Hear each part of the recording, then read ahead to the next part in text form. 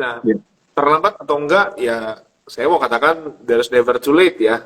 Kapanpun Ya. Anda berinvestasi, itu adalah waktu yang tepat gitu. Karena kita memulai investasi itu dua, karena memang kita ikut-ikutan, kedua karena memang kita Hmm. sadar kan gitu. Teman-teman Ya. tinggal pilih mau sebagai pribadi yang mana nih, lo sadar Gitu. butuh investasi atau karena memang ikut-ikutan. Tapi kalaupun Anda ikut-ikutan investasi, ya tetap nggak masalah karena ya thanks karena Anda sudah masuk ke dalam komunitas pasar modal ini, dalam ekosistem ini kan gitu.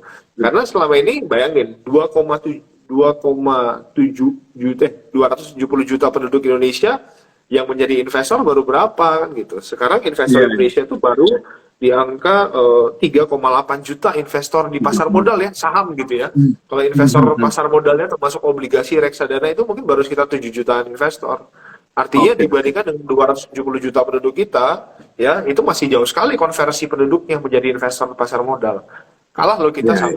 sama kayak di Singapura yang bahkan lebih dari 30% penduduknya udah jadi investor. Malaysia, Ya. Vietnam, Thailand tuh udah di atas 13% menjadi investor gitu.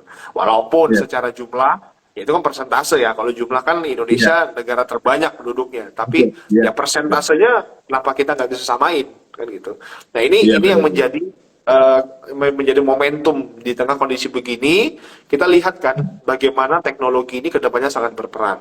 Kalau kemarin kita lihat bagaimana proses negosiasi atau mungkin bahasanya silaturahmi lah dari negara kita ke Tesla ya, dalam hal ini ketemu dengan Ya. salah satu orang terkaya di dunia gitu untuk mereka berinvestasi. Dampaknya besar nggak? Ya besar. Pertama, mereka juga bergerak di bidang teknologis dan itu tentunya kedepannya akan sangat-sangat synchronize dengan gaya hidup kita saat ini. Dan kalau ke depan pun akhirnya mereka berinvestasi di Indonesia, tentunya ini akan memberikan dampak terhadap misalnya penyerapan tenaga kerja, pertumbuhan ekonomi kita juga akan besar sekali dampaknya. Ya, kalau kita lihat dari pengaruh usaha sekarang ini kan banyak yang apa-apa digital, apa-apa digital. Ya. UMKM di Indonesia itu memberikan dampak sekitar 61% terhadap GDP kita.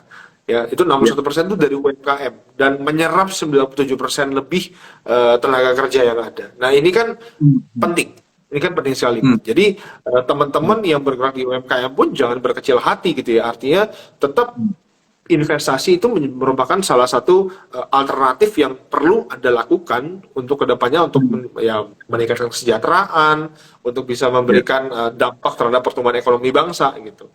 Jadi jangan merasa wah ini kayaknya investor-investor besar masuk Indonesia itu menjadi katalis yang positif. Tetapi dengan hadirnya UMKM itu juga tidak bisa kita pandang sebelah mata. Nah itulah salah satu sasaran kenapa Bursa Efek Indonesia kita berkolaborasi juga dengan CGS. Kita ingin bahwa investasi itu tidak hanya untuk kalangan-kalangan tertentu. Ya, teman-teman nanti akan mendapatkan pekerjaan. Kalau misalnya Tesla buka di Indonesia, dapat pekerjaan baru, mereka juga secara ekonomi akan meningkat. Terjadi kesejahteraan, pendapatan meningkat, mengurangi pengangguran. Nah, tapi dari situ gaji yang mereka dapatkan, pendapatan mereka dapatkan, itu mau dikemanakan? Nah, ini yang sering salah kaprah. Ya, begitu dapat uang, sekarang kita tenaga muda banyak kan, fresh graduate banyak, gajinya gede-gede. Tapi begitu dapat gaji pertama kalap, terus diapain? Nah gitu, kurangnya pemahaman terhadap yang namanya pentingnya berinvestasi. Nah jadi ini saatnya ketika teknologi itu begitu memberikan dampak, boleh dikatakan begitu adidaya di tengah kehidupan kita sehari-hari, manfaatkan dengan baik. Ya, jadilah investor cerdas, carilah informasi sebanyak-banyaknya terkait yang namanya investasi dan lakukan gitu. Itu yang pesan saya sih menurut saya, yang sangat penting bagi teman-teman. Ya, ya, menarik banget nih, Bung Marco yang tadi sudah diutarakan. Kalau kita lihat tadi datanya Bung Marco, taruh tadi 3,8 juta ya, total saham doang nih, investor saham. Dan kalau kita bandingkan dengan apa ya, masyarakat Indonesia, kita ukur 270 juta lah, taruhlah seperti itu. Kira-kira persentasenya ini masih kecil banget ya, 1,4% gitu.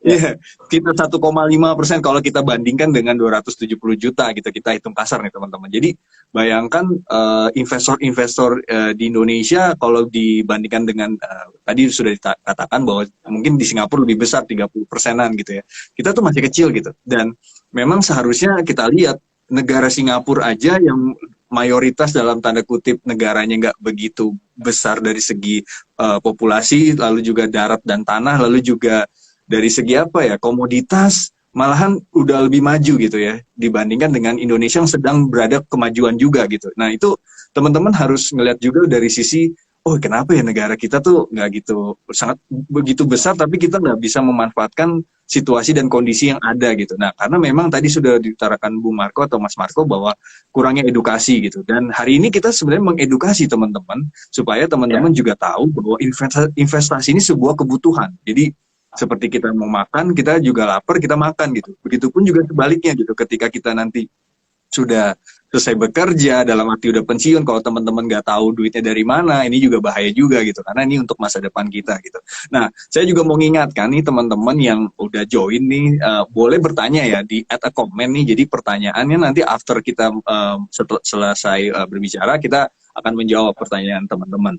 Nah, Bung Marco, mungkin yang jadi pertanyaan, oke, saya tertarik nih mau investasi di Indonesia gitu ya. Saya pengen banget gitu karena tadi penjelasannya dari segi makronya bagus, lalu juga kita sebagai negara terbesar gitu ya. Lalu juga kalau kita perhatikan populasi kita nomor 4 terbesar gitu ya. Nah, menurut Bung Marco nih kira-kira nih berapa persen uang yang harus disisihkan untuk investasi nih ke depannya? Karena kita tahu bahwa mungkin teman-teman ada yang bekerja, ada yang pengusaha, dan kira-kira berapa nih yang enak untuk supaya kita berinvestasi di saham gitu? Ya, basically teman-teman untuk kita memulai suatu investasi itu menggunakan dana yang kita sisihkan. Ya, kita sisihkan ya, bukan kita sisakan. Kalau sisakan, ya tergantung nih ada sisa atau enggak gitu. Tapi kalau kita sisihkan, it means dari awal teman-teman sudah melakukan komitmen untuk mengalokasikan dana yang diperuntukkan bagi investasi. Berapa besarannya? Nah, kalau konsolidasi para financial planner itu kan rata-rata 40-40-20. Artinya teman-teman bisa alokasikan 20% itu untuk kebutuhan investasi. Tapi kembali, besaran itu dapat disesuaikan dengan profil Anda masing-masing. Profil orang yang single berbeda dengan profil orang yang baru married. Beda juga dengan baru married punya 1 anak, beda juga dengan sudah married punya 2 anak gitu ya. Nah, apalagi kalau misalnya jumlahnya lebih besar-besar lagi, itu berbeda lagi. Nah, jadi teman-teman harus menyesuaikan ya, jadi tidak menjadi patokan. Nah, kalau para financial planner kan bilang tuh 40-40-20%, 20% untuk investasi. Nah, itu adalah angka yang rata-rata umumnya gitu. Tapi saya menemukan kok ada teman saya yang bisa mengalokasikan dananya sekitar 50% untuk investasi karena dia masih single misalnya. Jadi kembali, teman-teman prinsipnya adalah mendisiplinkan diri berapa nih yang Anda komitmenkan tiap bulan untuk dialokasikan ke dalam suatu investasi. Nah, dari situ nanti baru teman-teman menyesuaikan investasinya kemana kan gitu. Karena kan investasi kan banyak saat ini. Ya, yang penting jangan tertipu sama yang bodong-bodong aja. Kasihan gitu kan teman-teman kerja capek-capek ya ujung-ujungnya tertipu sama yang bodong. Dan itu saya yakin berita-berita yang bodong itu sudah kita sering dengar ya, apalagi beberapa bulan lalu kita juga disuguhkan dengan berita terkait dengan penipuan investasi. Dan semua itu juga mengedepankan teknologi kan. Nah, jadi hati-hati. Teknologi memang good bagi kita, tapi kita juga dituntut untuk bijaksana melihat mana yang memang benar ya. Kalau kata Satgas Waspada Investasi itu 2L, legal dan logis. Legal dan logis. Ya, jadi sesuatu kalau ditawarkan tidak logis ya hati-hati. Misalnya dalam 1 hari ditawarkan dipastikan untung 20%. Nah, kan sesuatu yang tidak logis kan gitu. Nah, kedua kita lihat legalnya seperti apa. Apakah memang dia punya unsur hukumnya yang ketika terjadi sesuatu ya kita tetap punya backup perlindungan hukum, jangan sampai tidak kan gitu. Kalau udah bodong ya udah ngambang. Udah nguapai gitu uang kita gitu. Saya teman-teman ya udah kerja capek-capek, tahu-taunya tertipu gitu. Seperti itu Mas.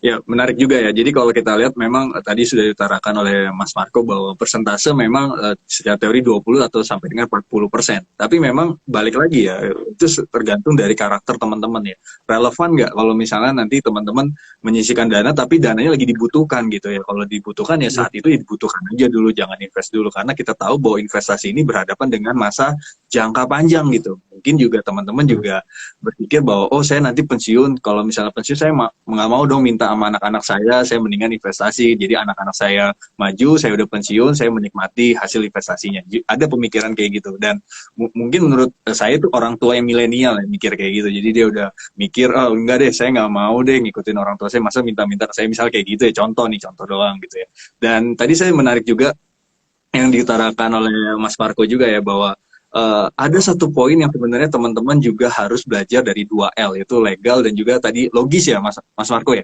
Nah, memang ya itu ya kita terkadang gimana ya, namanya manusiawi ya. Terkadang kalau ada tawaran misalnya menjaminkan return 20% tuh kayak seneng gitu. Ya nggak sih? Soalnya mungkin deposito nggak sampai segitu secara psikologi ya. Oh, terus, iya kan terkadang kita mikir gitu, Penting nih banget. beneran. Iya, iya ini beneran. Jadi awal-awal tuh kayaknya enak gitu, kayaknya dan bener-bener menjanjikan ketika kita deposit ternyata dia bener ngasih gitu.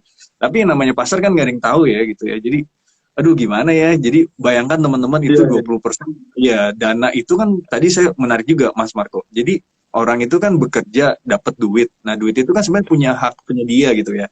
Dan itu sebenarnya kalau dia tidak disiplinkan dan dia merasa bahwa gue banyak duit gitu, masanya gue mau kemana-mana bisa gitu ya, nggak apa-apa titip aja ya, sebenarnya tanpa sadar ya itu juga bisa menghancurkan diri teman-teman karena di sisi lain teman-teman merasa itu nggak merasa bahwa itu logis aja kalau return 20%, tapi sebenarnya di kehidupan yang lain sebenarnya itu tidak logis gitu ya. Jadi dan di sisi lain juga ada nggak legalnya gitu ya, jadi ada nggak yang wewenang yang menjaga supaya investor tetap aman, lalu si perusahaan itu juga tetap aman gitu ya. Ada nggak? Kalau nggak ada sih hati-hati ya, karena tuh high risk banget sih.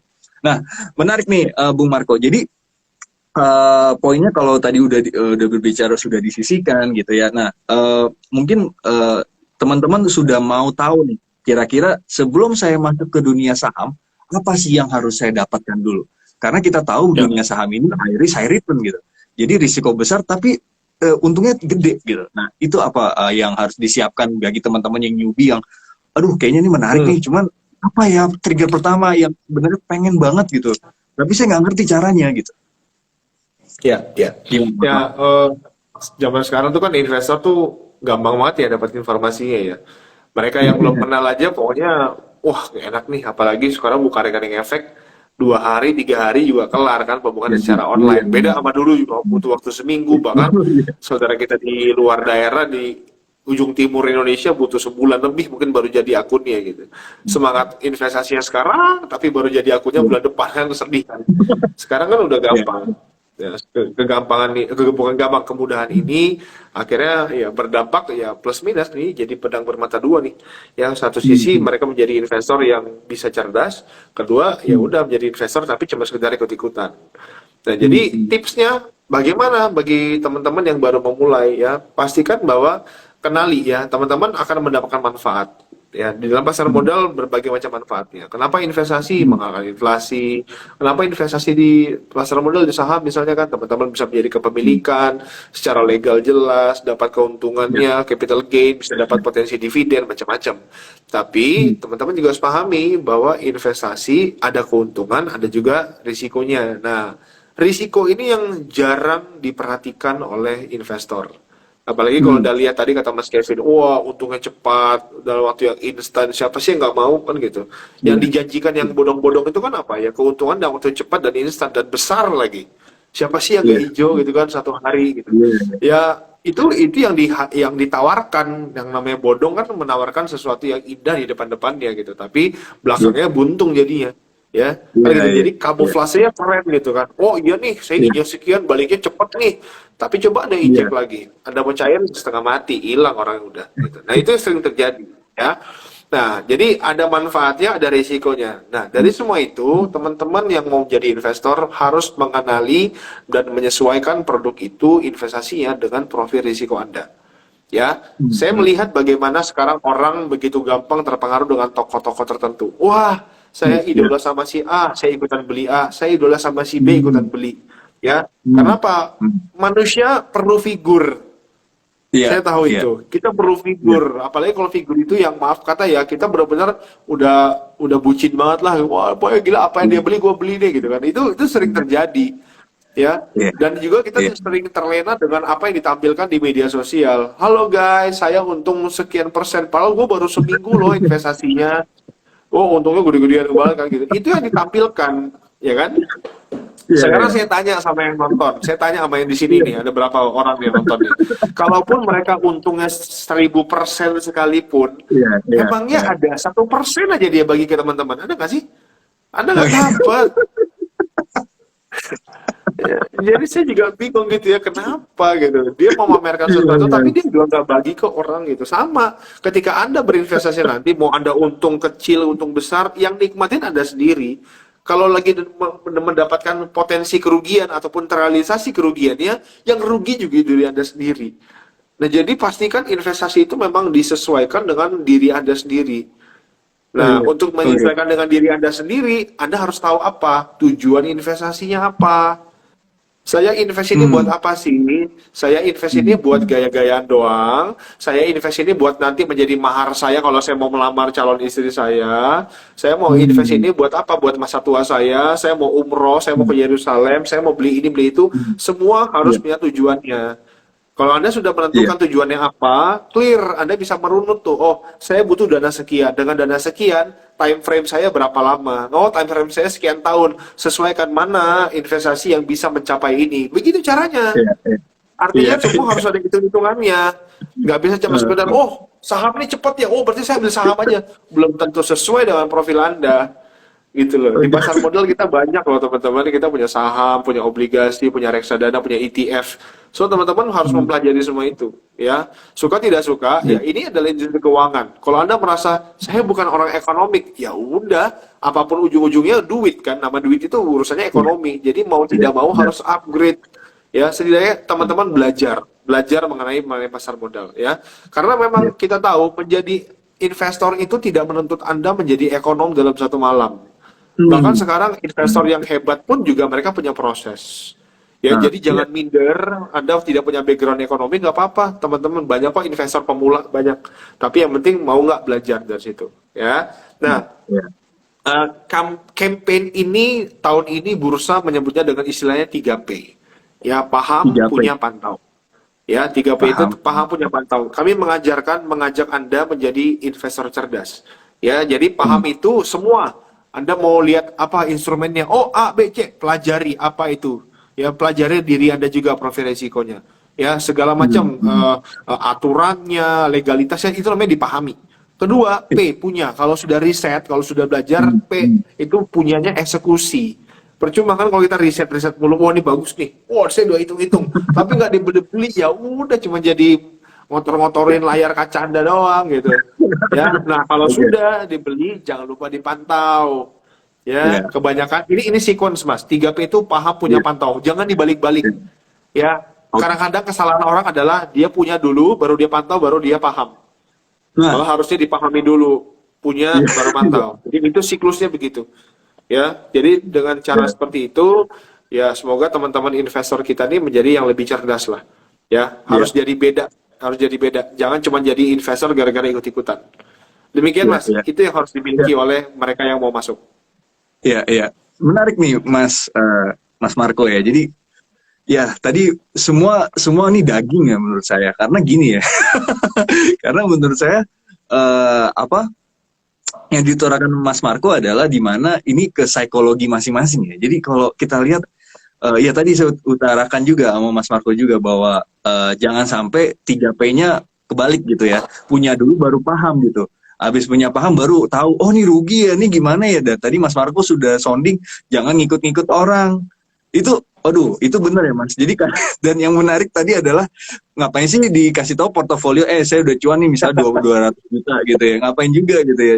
Dan memang nggak tahu ya milenial sekarang atau Gen Z sekarang tuh lebih suka yang kayak gitu-gitu loh dibandingkan dengan kita ada kelas nih edukasi gini tapi kayaknya orang di Zoom tidur apa gitu. Jadi ya memang zaman sekarang lebih ke arah ini ya instan gitu dan kita mengakui itu juga nggak apa-apa juga sih gitu kalau mau instan gitu. Cuman teman-teman harus tahu kalau berbicara instan teman-teman harus berhadapan dengan resiko juga. Sama halnya kalau misalnya kita mau belajar dengan giat gitu ya, kita juga pasti buang waktu akan yang tadi kita having fun jadi mau nggak mau belajar, giat, pahamin dulu gitu ya. Dan itu sih menurut saya kalau bagi orang yang instan sih buang-buang waktu gitu. Tapi so far itu bisa menurunkan resiko. Intinya adalah kita tahu kita mau investasi, tapi yang berhadapan tuh adalah resiko gitu. Nah, gimana caranya untuk mengurangi resiko adalah bagaimana teman-teman ya tadi bagaimana teman-teman bisa mengetahui paham dulu tentang seluk-beluk saham tuh kayak gimana. Terus abis paham baru punya itikat untuk saya mau punya nih saham ini gitu. Ya, jadi itu poin plus dari yang tadi sudah diutarakan.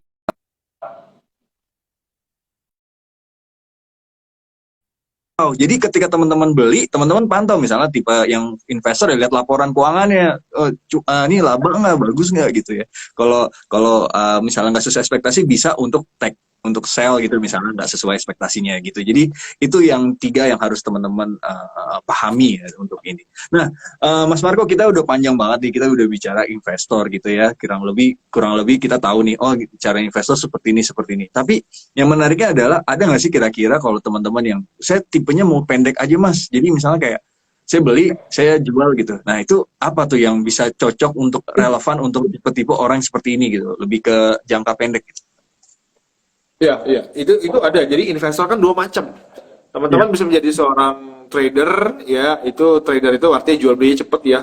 Baik itu ya. intraday atau mungkin jangka pendek seminggu, sebulan atau mungkin Hmm, 2 bulan, 3 bulan. Tapi ada hmm, juga yang jangka panjang gitu. Jadi teman-teman hmm, tinggal menyesuaikan. Semua itu hmm, kan kalau Anda punya waktu, ya Anda bisa jadi trader. Tapi kalau waktunya kurang atau resikonya nggak sesuai, Anda misalnya hmm. tidak kurang memahami analisa teknikal, ya jangan menjadi trader kan gitu. Oke. Nah, jadi bisa nggak jadi seperti bisa-bisa aja, gitu. Karena Hmm, masing-masing hmm, itu, gini Mas, banyak orang hmm. bertanya, Ya, sebenarnya ya, mana sih yang lebih bagus, saya menjadi trader ya, atau jadi seorang ya, investor? Dua-duanya hmm, bagus, ya. dua-duanya bagus, dua-duanya memberikan keuntungan kok, gitu. Anda mulai jangka Hmm, hmm, pendek, ada kok saham-saham yang dalam, kayak kemarin deh misalnya, ketika terjadi lagi berdarah-darah IHSG kita ya gitu. ya, Tadi saya lihat ya. ada yang komen tuh, tetap semangat walaupun lagi apa tadi, lagi babak Benar-benar. belur. Oke, kita Belum lihat dulu.